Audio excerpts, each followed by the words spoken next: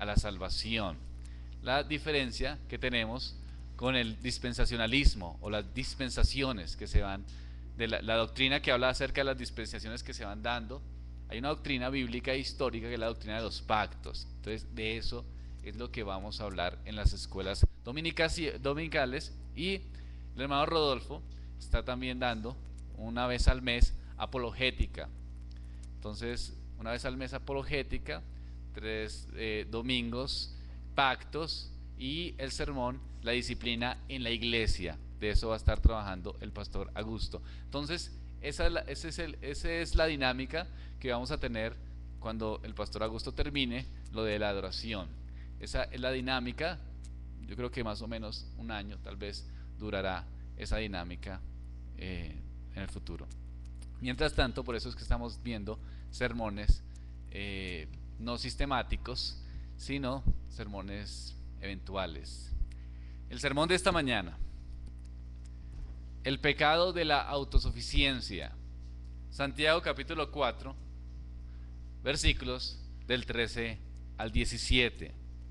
Vamos ahora, los que decís, hoy y mañana iremos a tal ciudad y estaremos allá un año, y traficaremos y ganaremos, cuando no sabéis lo que será mañana. ¿Por qué? ¿Qué es vuestra vida? Ciertamente es neblina, que se aparece un poco de tiempo y luego se desvanece. En lugar de lo cual deberías decir: si el Señor quiere, viviremos o haremos esto o aquello. Pero ahora os tratáis de vuestras soberbias. Toda jactancia semejante es mala. Y al que sabe hacer lo bueno y no lo hace, le es pecado. Esta parte de las Escrituras guarda relación con una falsa confianza de quien hace planes para el futuro, pero sin pensar en Dios. La divina inspiración de Santiago, la divina Escrituras, la palabra del Señor, quiere que entendamos la insignificancia de vivir una vida sin la perspectiva de Dios y el Evangelio de Cristo. Desde todo punto de vista, la autosuficiencia es un pecado que todo creyente en Cristo debe evitar, debido a que ningún ser humano tiene el control alguno sobre su presente ni sobre su futuro. De ahí que estos pasajes nos advierten de un asunto especial.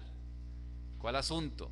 Los peligros. ¿De qué? De ser autosuficientes. Vamos a ver entonces cuáles son estos peligros de ser autosuficiente. El primer peligro es el de creer que el futuro está en nuestras manos. Santiago capítulo 4, versículo 13 y 14 dicen: vamos ahora los que decís, hoy y mañana iremos a tal ciudad y estaremos allá un año y traficaremos y ganaremos. Versículo 14: cuando no sabéis lo que será el mañana. Porque viene una pregunta interesante, ¿no? ¿Cuál es? ¿Qué es vuestra vida? Y la responde, ¿no? Santiago la va respondiendo, el apóstol la va respondiendo y dice: ciertamente es neblina, que se aparece por un poco de tiempo y luego se desvanece. El primer peligro entonces es creer que el futuro está en nuestras manos. En la mayoría de los momentos hacemos planes sin contar con Dios. Analizamos, reflexionamos en lo que creemos que debe ser el futuro y actuamos. Santiago está dirigiendo esta carta a cristianos, a creyentes, y no a cualquier creyente. Se refiere a un grupo en particular de creyentes, y eran creyentes que eran mercaderes. Pero estos mercaderes tenían un mal hábito: hacían planes sin contar con Dios en sus oraciones. El hoy y el mañana no estaba en poder de aquellos mercaderes, pero ellos creían que estaba en el poder de ellos. Por más orgulloso que sea un individuo, tiene conciencia que no es dueño del presente ni del futuro. Pero es muy fácil que podamos caer en este pecado. En algunos momentos, el tener dinero, por ejemplo, hace creer que somos suficientes. nos hace pensar que tenemos el control de todo y que la vida va bien porque tenemos lo más importante, dinero y trabajo, o porque estudiamos lo que queremos. Es una conciencia de este mundo materialista que está enfocando a nuestros jóvenes a pensar que el éxito de la vida no es la familia, sino que el éxito de la vida es tener posesiones. Cuando nuestros jóvenes o estas generaciones van creciendo y van teniendo cosas, se sienten tranquilos. De hecho, personas que no son tan jóvenes, pero que ven a otros que prosperan económicamente, piensan que el hecho de tener cierto dinero les va a dar paz y tranquilidad. Por eso vemos personas tan esforzadas en tener dinero, en trabajar muy fuerte, en quitar tiempo que es vital para su familia, tiempo para Dios especialmente, y meterlo en la parte laboral. Cuando las personas trabajan, cuando sienten que hay un dinero, cuando sienten que han comprado ciertas o que tienen ciertas propiedades, viene lo esperado. ¿Cuál es la respuesta al esfuerzo? Confianza. Ahora sí, ya logré lo que estaba teniendo. Estaba muy decepcionado, estaba muy triste porque no veía mi futuro muy oscuro, pero ahora voy a trabajar muy fuerte. Ya tengo lo que quiero, ya tengo esta propiedad, ahora sí tengo confianza. ¿Pero confianza en qué? En sí mismo, en sus riquezas, en lo que ha acumulado, en lo que cree que eso es justo y es honesto. Muchos piensan de esta manera y Santiago está diciendo que esa manera es equivocada, porque muchos van construyendo sus riquezas, sus estudios sin pensar en quién y sin tener en cuenta a quién, a Dios. Como si Dios no existiera. Y Santiago, también, como en Mateo, nos recuerda el día del diluvio. Mateo capítulo 24, versículos 38 al 39. Mateo capítulo 24, versículos 38 al 39. Me encanta esto. Porque como en los días antes del diluvio, estaban ¿qué? Comiendo. ¿Y qué más? Bebiendo. Y casándose. Y dándose en casamiento. ¿Hasta cuándo? Hasta el día en que no entró en el arca. Y no entendieron. O sea, seguían en lo mismo. Noé estaba en el arca y no entendieron. ¿Hasta cuándo? Hasta que vino el diluvio y se los llevó a todos. Así también la venida del Hijo, así será también la venida del Hijo del Hombre. Bueno, ¿cuál es el problema acá entonces?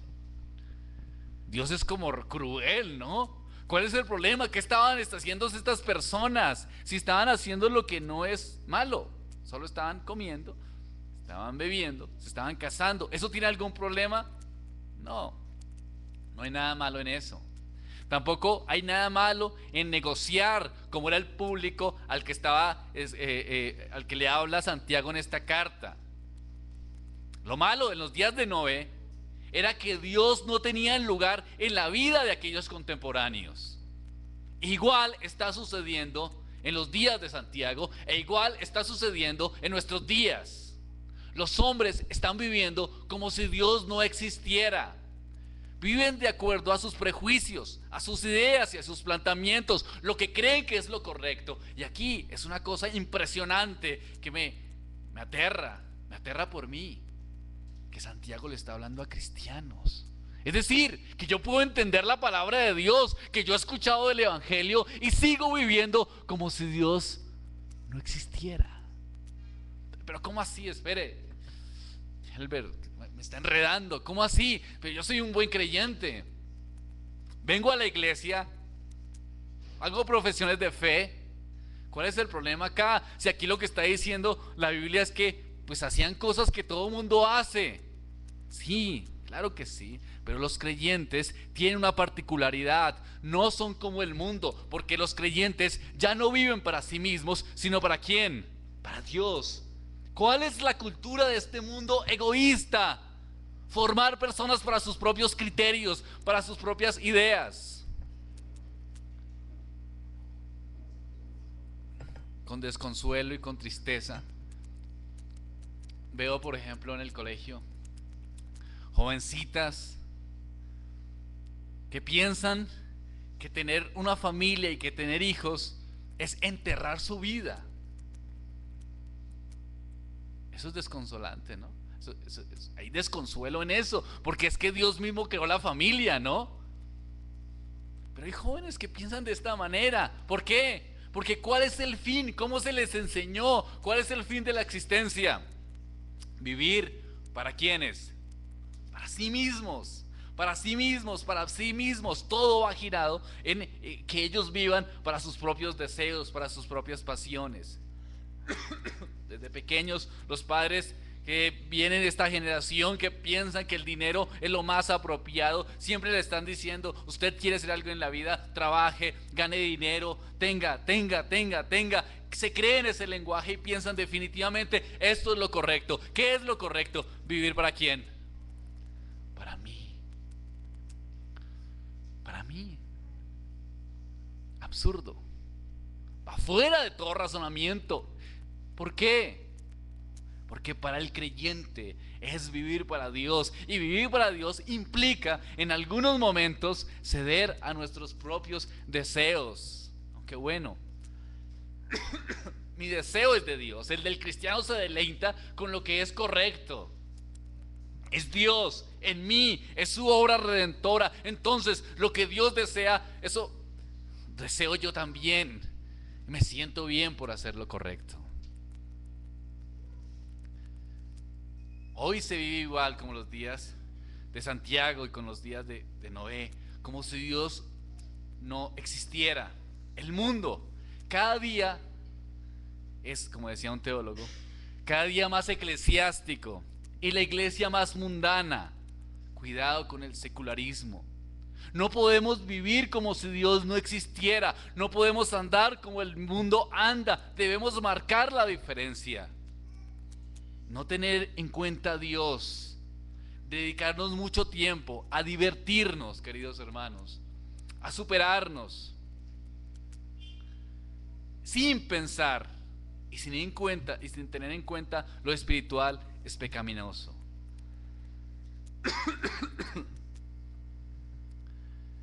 Esto va contra muchos, ¿no? Muchas ideas. Vamos a hacer maestrías, doctorados, postdoctorados. Tenía un profesor de la universidad que me decía, ya terminé el doctorado y ahora salió el postdoctorado. Qué desilusión, ¿no? No me toca seguir estudiando, no paro, no tengo. En sí mismo, muchas de estas cosas no tienen nada de malo. Yo mismo he estudiado. ¿Cuál es el problema entonces? Cuando nos acobijamos de esta filosofía secular que nos envuelve en pensar solamente en nosotros mismos y no tener en cuenta a Dios, como si Dios no existiera, como si Dios no estuviese en el panorama. Santiago no le está diciendo a los mercaderes acerca de la ética, de la compra y de la venta. Él afirma que los mercaderes hacen negocios. O sea, ¿es malo esto? No es malo tratar de progresar y tener mejores condiciones y ganar dinero. ¿De qué se trata entonces? De que ellos hacían y trabajaban las cosas solamente bajo sus propios criterios, bajo sus propias ideas. Y esta es la reprensión que le hace Santiago. ¿Cuántos viven su vida de acuerdo a su criterio y no al de Dios?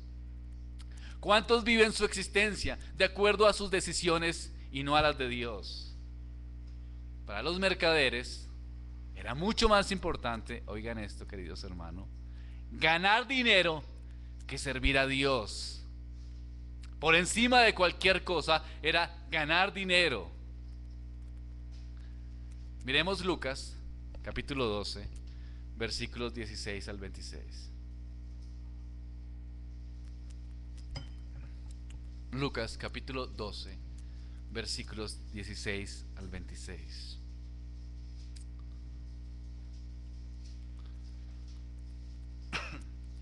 El Señor es claro, ¿verdad? Y dice, Lucas 12, 16 al 26. También le refirió una parábola diciendo: la heredad de un hombre rico había producido mucho. Y él pensaba dentro de sí, diciendo: ¿qué haré? Porque no tengo dónde guardar mis frutos. Y dijo: esto haré: derribaré mis graneros y los edificaré mayores, y allí guardaré todos mis frutos y mis bienes. Y aquí viene, aquí viene la confianza de los mercaderes. Aquí viene la idea de los hombres en los tiempos de Noé. Aquí viene la idea de los hombres actuales. Y diré a mi alma: alma, muchos bienes tienes guardados para muchos años. ¿Qué dice? Repósate. Miren cómo es la confianza, ¿no? Mire, alma, muchos bienes tienes guardados para muchos años, repósate, come. En los tiempos de Noé, ¿qué hacían? Comían y bebían, ¿no? Come, bebe, regocíjate. Pero Dios le dijo, aquí viene el aspecto negativo del texto. Tal vez voy desilusionando a muchos, ¿no? Pero es la realidad de las escrituras. Pero Dios dijo: necio, necio, está diciéndole: eres un necio, eres un insensato, necio. ¿Por qué necio? Porque esta noche vienen a pedirte tu alma. Esta noche vienen a pedirte tu alma. Y lo que has provisto, ¿de quién será? Dice versículo 21. Así es el que hace para sí tesoro y no es rico para con Dios.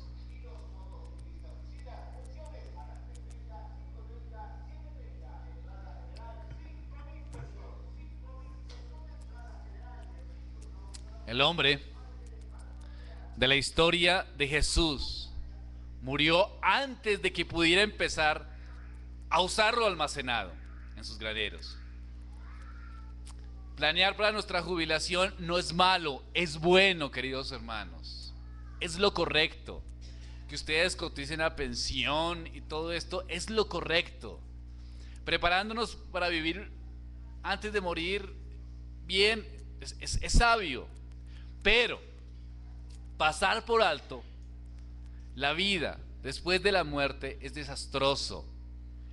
Vivir pensando que nuestras riquezas, que nuestros estudios o los conceptos, nuestras propias ideas de la vida es lo correcto y no tengamos en cuenta a Dios, es desastroso.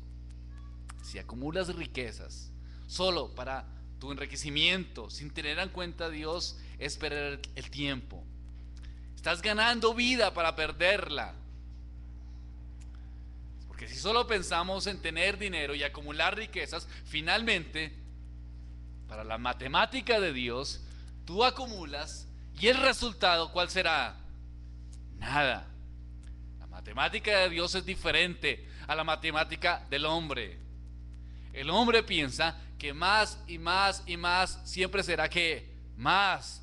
Para Dios, el hombre sin tener en cuenta a Dios puede llegar más y más y más y después será que cero. ¿Por qué? Porque no sabéis, dice Santiago, lo que será el mañana. Si no lo sabemos, lo que será el mañana, es que el futuro no depende de nosotros. Pero sí sabemos cuál es el futuro inmediato. Y el futuro inmediato es que somos creyentes y como creyentes debemos que glorificar a Dios. Ese es el principio del catecismo que tantas veces hemos mencionado, ¿no? De la confesión, del catecismo para niños. Bueno, es del Westminster, pero me gusta mencionar que es del Bautista de Spurgeon, ¿no? ¿Cuál es el fin principal de la vida del hombre? Glorificar a Dios, glorificar a Dios. ¿Y qué? Me gusta cómo lo determina y cómo los niños lo aprendieron como por siglos. Glorificar a Dios y gozar. ¿De quién? ¿De sus riquezas? ¿De sus deseos? No, glorificar a Dios y gozar de Él para siempre. Dios es nuestro deleite. Dios es nuestro gozo. Ese es el fin de la existencia de un creyente. No nosotros mismos, no nuestros propios deseos, sino Dios mismo es el que produce en nosotros ese querer, claro está, pero perseveramos y alimentamos esa fe para disfrutar de su gracia. Es Dios, todo parte de Dios, todo está en Dios. Y por eso es que podemos estar tranquilos en el mañana, no en nuestras propias confianzas, no en lo que vamos planeando simplemente, no en lo que vayamos acumulando, sino en Dios mismo, que guarda a sus hijos. Qué egoístas somos, ¿no? Como el hombre de la historia. Qué orgulloso, y cómo se levantaba. La historia que contaba el Señor y decía: alma, descansa y reposa, ahora sí, disfruta. Y el Señor dice: no, esa misma noche murió y no alcanzó a disfrutar. Lo que sí alcanzó fue a almacenar, y lo que sí alcanzó fue a construir para almacenar, pero no alcanzó a disfrutar lo que almacenó. Eclesiastés capítulo 12 versículo 13.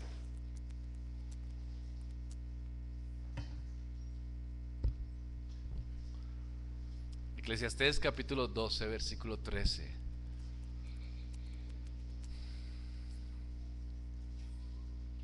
El fin, Eclesiastés 12, capítulo 12, versículo 13. El fin de todo el discurso oído es este. ¿Cuál es el fin? Pero ¿quién está hablando acá? Está hablando Salomón, claro. Pero Salomón era un pobre hombre que nació muy pobre, patético, resentido con la sociedad de los ricos. Era feo también, no tenía ni una novia ni nada. Entonces estaba por allá arrumado. Entonces dijo esto porque era un resentido el hombre. Porque los que piensan, los que no hacen énfasis en tener y poseer, son pobres y son resentidos. Como alguna vez me escribió alguien cuando estaba dando los programas de BBN, me dice: claro, porque usted es pobre, se resiente con los grandes hombres de Dios que tienen mucho, ¿no? Bueno, lo mismo le pasaba a Salomón, sí. No, claro que no. Salomón era un hombre que había disfrutado las riquezas, que tenía el conocimiento, que había disfrutado todos los placeres que este mundo caído y miserable ofrecía. Salomón los disfrutó. No era extraño, no era ajeno para él esto. Los disfrutó y comprendió que no era lo correcto. Y al final dice: ¿qué es lo correcto? El fin de todo el discurso oído es este. Miren, les estoy hablando yo, que experimenté, que viví, que trabajé de esta manera, que disfruté de esta manera. Pero miren, todo eso es basura. Eso no sirve. No les va a alimentar sus almas. Están sembrando en lo que no van a recoger. Están trabajando lo que no va a dar un fruto que permanezca. ¿Saben cuál es el fruto? Es este: teme a Dios. Otra cosa, ¿verdad? Teme a Dios. Y además, ¿no? Guarda sus mandamientos, ¿no? Pero qué fundamentalistas son estos, ¿no? Sí, Salomón lo era, ¿no? Muy fundamentalista. Teme a Dios, guarda sus mandamientos. Ahí sí es. ¿Quieres sentido para tu vida? ¿Por qué? Dice Salomón, respondiendo a los que muchos están de pronto preguntándose: pero ¿cómo así temer a Dios, guardar mandamientos? ¿Pero por qué? Porque esto es el sentido. Esto es el todo del hombre. Eso es. No hay más. Cualquier cosa es construir sobre arena. Cualquier otra cosa fuera de Dios es tratar de llenar nuestras conciencias solas y vacías con algo que les pueda traer paz y tranquilidad. Nuestra generación es una generación que sufre, por la cual debemos orar por los jóvenes que están inquietos, buscando, y lo único que encuentran es satisfacerse en ellos mismos y en sus propios deseos.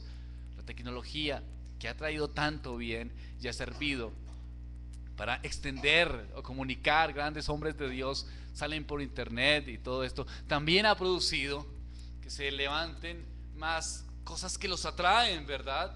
Y siempre están metidos en aparatos digitales, sin pensamiento, sin razonamiento, pasando las horas, los momentos. ¿Por qué? Porque no tienen en cuenta ¿a quién? A Dios. Están tratando de complacerse de a sí mismos. Cuando termina el tiempo dicen: ¿qué hice? Nada. Siento tranquilidad, no, otra vez, entonces otra cosa, otras formas, otras ideas, otras cosas que me puedan encontrar, en las que pueden encontrar más, en la que puede encontrar diversión, en la que puede encontrar algún tipo de consuelo. Pero vuelve al principio. ¿Cuál es? La nada, cero. Y entonces Salomón hizo lo correcto. Teme a Dios. Eso es, teme a Dios y guarda sus mandamientos. Es lo que Dios dice, es lo correcto, es lo que saciará tu alma, porque esto es la verdad. Y esto es el todo del hombre. Él es nuestro creador. Él sabe lo que necesita el hombre, no nosotros mismos. Tenemos fallas, falencias. Si seguimos buscando satisfacernos a nosotros mismos de nuestras propias ideas, pues vamos a encontrar vacío y soledad. Es Dios, y ese es el todo del hombre. Es el hecho de Dios mismo que nos suple todo lo que necesitamos, pero nos suple porque salimos de nosotros y vamos a Él. No somos nuestras emociones, nuestros sentimientos y nuestros deseos no se suplen cuando estamos metidos en nosotros mismos. Tenemos que salir. Los hombres egoístamente se jactan de lo que hacen, de lo que trabajan, de lo que tienen. Tal vez no verbalmente, pero interiormente se jactan pendiente o teniendo su confianza en ello. Pero eso es vanidad. Proverbios capítulo 17, versículo 1. ¿Qué habían hecho los mercaderes? Los mercaderes se habían jactado. Habían descuidado ellos. Los mercaderes a los que Santiago les habla habían descuidado el consejo de Salomón. Proverbios 17:1. No te jactes del día de mañana. ¿Por qué? Hay razón, ¿no? Porque no sabes qué dará de sí el día. Como el hombre de la historia que tranquiliza su alma porque ya está tranquilo, porque ya acumuló riquezas, pero finalmente la pierde su alma. Hablar del futuro, queridos hermanos, con absoluta certeza, sin contar con Dios, es pecado. Hablar del futuro con absoluta certeza, sin contar con Dios, es pecado. ¿Por qué? ¿Cuál es la razón de esto? Ninguna criatura tiene el control del futuro. Santiago hace una comparación de la vida. ¿Y con qué la compara Santiago? Miren, podemos, si quieren, regresar a Santiago. ¿Con qué la compara Santiago? Con la neblina, ¿verdad? Que aparece y desaparece rápidamente. Es frágil, carece de durabilidad. Vamos a ver qué dice el salmista. Salmo 39, versículo 6.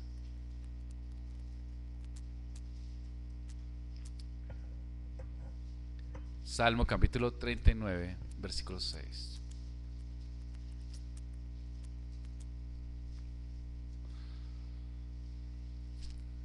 Ese es el consejo divino, es el consejo de la palabra del Señor.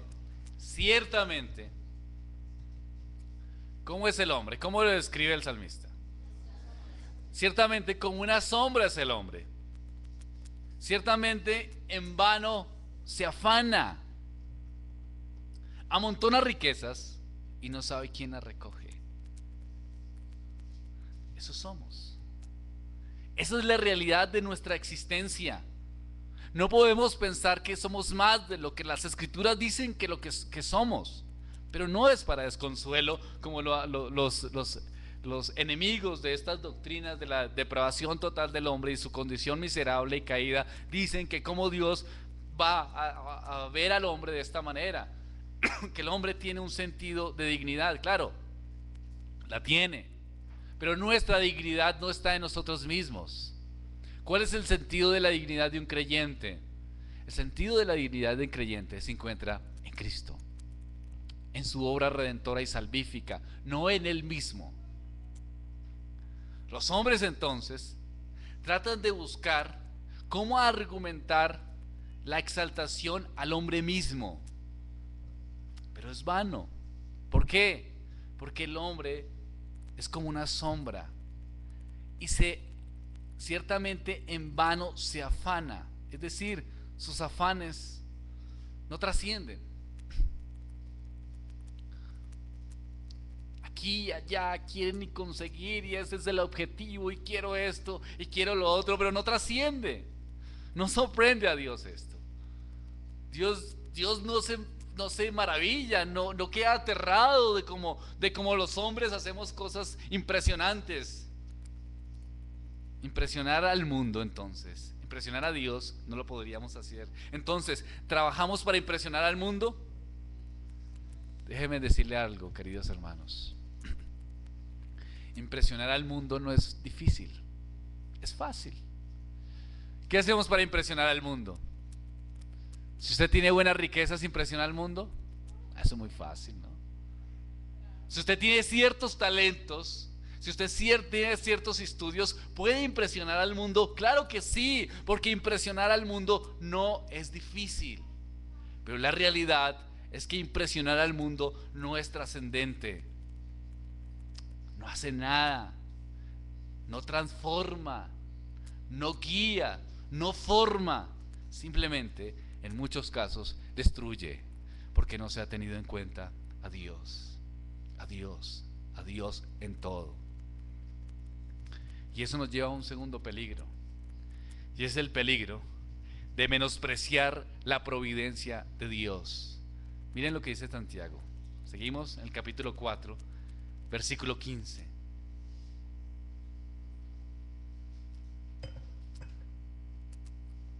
El peligro de menospreciar la providencia de Dios. En lugar de lo cual deberías decir, ¿qué deberíamos decir? Si el Señor quiere. Está hablando de los mercaderes que viven como trabajan su vida como si Dios no existiera. Aterrador, que está hablando de mercaderes cristianos. Y dice el versículo 15: en lugar de lo cual deberías decir, si el Señor quiere, viviremos y haremos esto o aquello. Pero ¿qué es la providencia? Berkov la define como el gobierno y la preservación que Dios hace del universo material y del reino humano. Es decir, en todos nuestros planes, obras, logros, debemos reconocer nuestro sometimiento a Dios. Por eso es que Santiago está declarando, si el Señor quiere que viviremos o haremos esto o aquello. Aquí viene la expresión, si Dios quiere. Ahora, esta expresión puede volverse como en una especie de dicho. Santiago no está tratando de que esto se vuelva popular, como las personas que le dicen a todos, Dios te bendiga, Dios te bendiga, Dios te bendiga. Casi como el católico que cualquier cosa que pasa y menciona algún santo o alguna cosa. No es el sentido. Es el reconocimiento a Dios de cualquier cosa, pero no es el sentido repetitivo de una palabra. De hecho, muchas personas pueden poner a Dios siempre diciendo si Dios quiere, pero finalmente ni siquiera consultan a Dios, sino que hacen lo que les parece sin importar que esté de acuerdo a lo que Dios quiere. Puede convertirse este si Dios quiere como en un dicho repetitivo sin sentido y sin significado verdadero en la vida espiritual. Santiago nos está enseñando a usar esta expresión para que la pasemos repitiéndola. Hay muchas personas que de hecho hacen maldad y encomiendan su maldad a la voluntad de Dios. La expresión si Dios quiere tiene que ser en el sentido profundo, en el sentido verdadero y en el sentido espiritual. ¿Cuál es entonces? Es el reconocimiento de la voluntad de Dios en todas las actuaciones de nuestra vida. Ese es el punto. Si Dios quiere, Señor, como yo pienso mi vida es lo correcto. Oiga, pero yo no soy malo, ¿no? No mato, no robo, soy buena gente, de vez en cuando voy a culto. Pero ¿será que es correcto cómo manejo mi vida? Las decisiones que yo tomo, la forma en que pienso, en cómo invierto mi tiempo, ¿es la manera correcta? ¿Nos preguntamos esto? ¿O simplemente actuamos?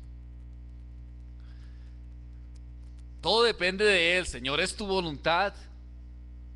Tú gobiernas, tú haces todo de acuerdo a tu obra y no quiero salirme, Señor, de tu voluntad preceptiva. Entendemos que hay una voluntad de decreto y una voluntad de precepto. La voluntad de precepto es los mandamientos de Dios y la voluntad de decreto es lo que todo sucede. Pero todo viene de un gobierno soberano de Dios. Pero el punto acá, para la aplicación, solo quise aclarar para alguna mente que vaya más allá, es que debemos someternos a la voluntad de Dios siempre, en que nuestras decisiones tienen que estar siempre sometidas a su palabra, a lo que es correcto. Que nuestra manera de vivir se guíe por las condiciones que Dios ha determinado y no por nuestros propios deseos y planteamientos. Que no nos parezca lógico lo que para nosotros y para lo que el mundo les parece lógico, sino lo que es correcto para Dios. Si usted va a meterse en un negocio, ¿qué piensa antes? ¿Piensa si es la voluntad de Dios o qué piensa? Si usted está pensando que es su propio deseo y que es lo que usted desea, pues ahí está mal. Lo que toca pensar es qué es la voluntad de Dios y consultar la voluntad de Dios de acuerdo a su propia revelación, de acuerdo a la sabiduría que Dios nos da para comprender y tomar las decisiones. Para cualquier decisión de nuestra vida tiene que estar presente Dios, para saber si es lo correcto, por más elemental que parezca. ¿Los mercaderes hacían algo malo? ¿Porque vendían y compraban? ¿Eso era malo? No. ¿Ustedes creen que ellos iban y hacían negocios y después de hacer sus negocios se sentían en depresión? Ay, ¿yo por qué compré y vendí? ¿Se sentían mal por eso? No. ¿Por qué? Porque en sí mismo eso no tenía malo. Entonces, ¿cuál es el problema acá? Que hacían las cosas sin tener en cuenta a Dios. Ese es el punto de todo esto. Como si Dios no existiera, como si su providencia no valiera, sino que solamente vivían pensando, yo haré esto, definiré esto, esto y lo otro, pero la providencia y la obra de Dios era hecha a un lado. Dependemos de Él, debemos someternos a Él, pero no como lo hacían los paganos. Los romanos tenían expresiones parecidas a la que Santiago está diciendo. Los romanos, cuando iban a hacer sus negocios, siempre manifestaban lo siguiente: por Zeus. Cualquier negocio de una vez decían por Zeus. ¿Será que espera eso de nosotros Dios? No, eso es religiosidad. El uso entonces es de acuerdo a lo que Pablo dice en 1 Corintios capítulo 4 versículo 19.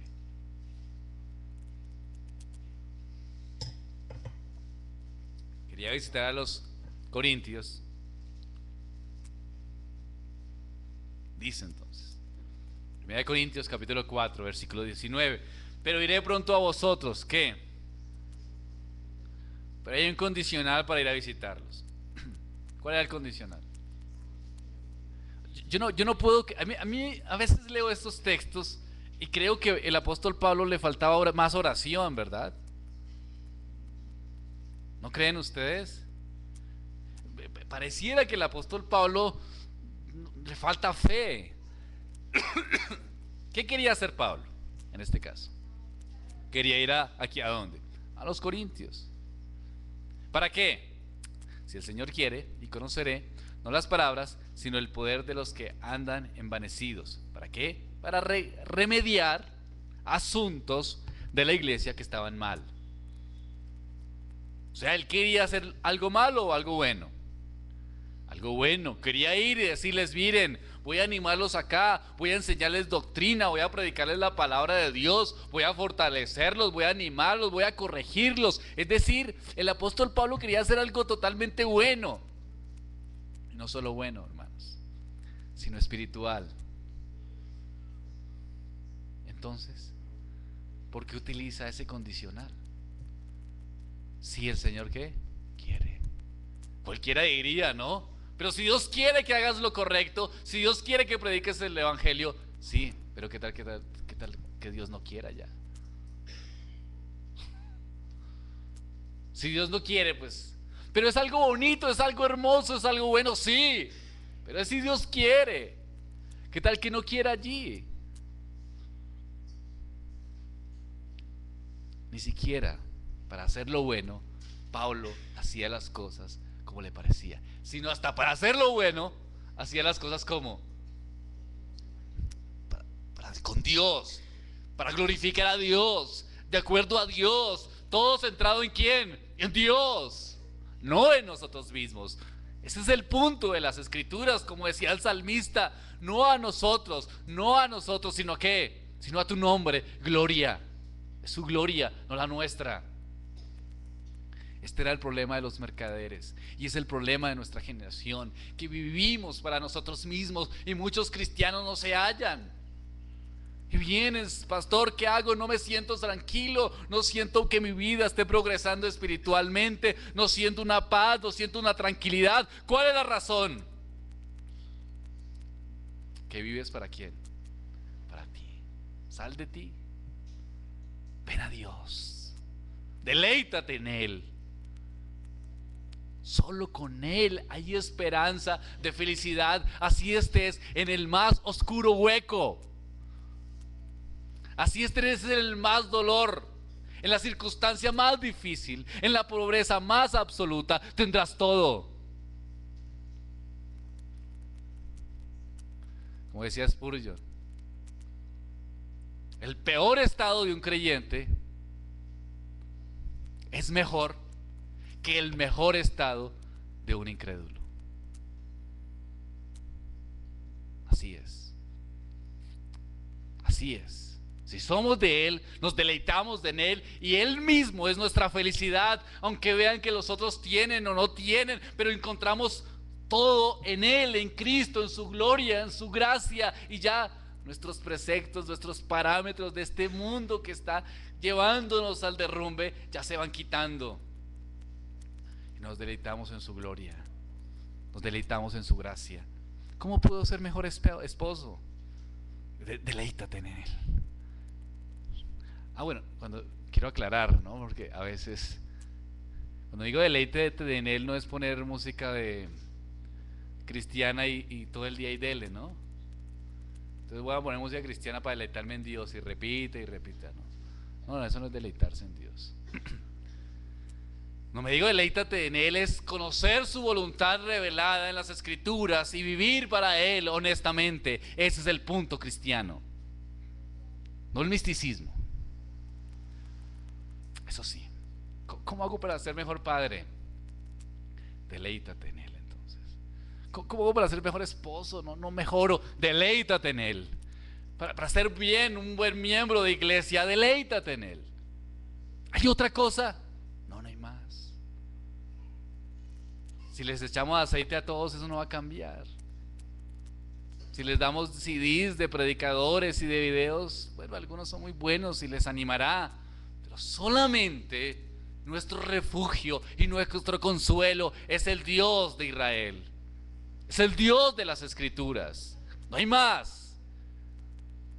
Y ahí sí, entonces podremos someternos ante nuestras decisiones de la vida y decir: Señor, ¿cuál es tu voluntad? Oremos. Padre de los cielos, te doy gracias por tu misericordia y tu bondad. Gracias porque nos enseñas, Señor, a vivir de acuerdo a tus parámetros. Perdónanos, Señor, porque en muchos momentos hemos actuado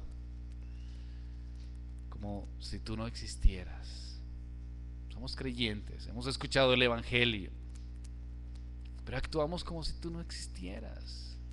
Vivimos de acuerdo a nuestros propios deleites y a nuestras propias pasiones y a los deseos que tenemos de nuestra mente. Perdónanos. Pero me consuela que en el pasado también hubo hombres. Pero me consuela que tú les exhortaste. ¿Cómo nos exhortas hoy a nosotros? Nos exhortas a hacer lo correcto, a vivir de acuerdo a tu voluntad, a deleitarnos en ti, a salir de nuestros propios egoísmos en el cual fuimos formados por este mundo materialista, a encontrarnos en tu gracia. Hemos fracasado, Señor. Hemos fracasado siempre que vamos buscando la manera de satisfacer nuestras propias necesidades en nosotros mismos. Pero vamos encontrando consuelo cuando nos refugiamos más en tu gloria. Y ahora entendemos por qué las tradiciones bíblicas e históricas hacían tanto énfasis en tu gloria, porque tu gloria es la nuestra. Porque gozarnos en ti es nuestro gozo. Y ahí sí, en el peor de las circunstancias tendremos la paz, el anhelo y la gloria. Gracias, Señor, en el nombre de Cristo.